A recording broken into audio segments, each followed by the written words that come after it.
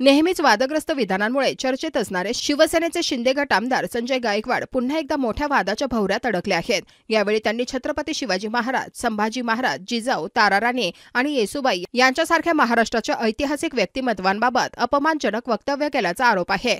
काय म्हणाले संजय गायकवाड?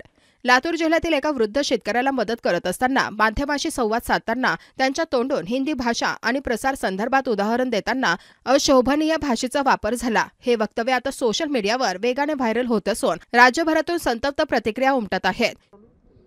आता ते तर निवडणुकीच्या अनुषंगाने चालू नाही, तर मला सांगा की मराठी भाषा या विषयावर त्यांनी केलं। मला सांगा, आज आम्ही परराज्यात जातो, तुम्ही मराठी बोलणार आहात का?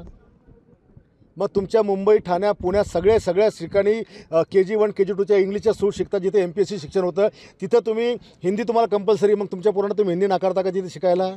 सगळा कोणता मुंबईकर नाकारतो, कोणता ठाण्यावाला नाकारतो? आणि आज हिंदीच काय, तुम्हाला जगामध्ये टिकायचं असेल तर सगळ्या भाषा अवगत आल्या पाहिजे। मग छत्रपती संभाजी महाराजांनी 16 भाषा शिकल्या, मग छत्रपती शिवाजी महाराज बहुभाषिक होते, ताराराणी, येसुबाई, जिजाऊ मासाहेब या सगळ्यांनी अनेक भाषा शिकल्या हिंदी भाषासह। मग ते लोक का? आणि त्याच्यामुळे या विषयावरून वाद करून मतांचं गणित राजकारण करणं हे चुकीचं आहे। मी तर डायरेक्ट बोललो, अनेक ठिकाणी बोललो की जर पाकिस्तानचा आतंकवाद रोखायचा असेल तर उर्दू पण आपल्याला अवगत असली पाहिजे, त्याच्याशिवाय पाकिस्तानच्या आतंकवादी मनसुबे आपण पण उधळू शकत नाही।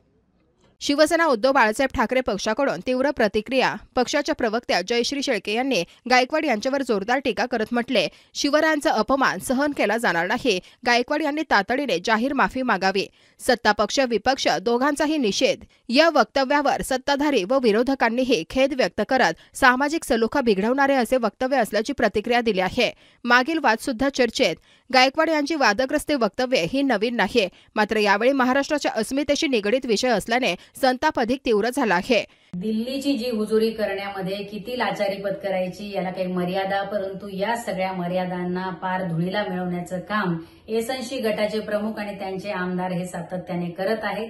काल एका आमदारांनी जे काही वक्तव्य केलं त्यामध्ये छत्रपती शिवाजी महाराज, छत्रपती संभाजी महाराज, राष्ट्रमाता राजमाता जिजाऊ मासाहेब, महाराणी येसुबाई, महाराणी ताराराणी यांचा अवमान करण्याचं काम या आमदार महोदयांनी केलंय। त्याबद्दल त्यांनी जाहीरपणे माफी मागितली पाहिजे आणि ज्यांची शिवसेना नकली, ज्यांनी गळ्यात घातलेला वाघाचा दात नकली, अशा नकली लोकांकडून खऱ्या महाराष्ट्र प्रेमाची आणि खऱ्या मराठी प्रेमाची आपण अपेक्षाच करू शकत नाही।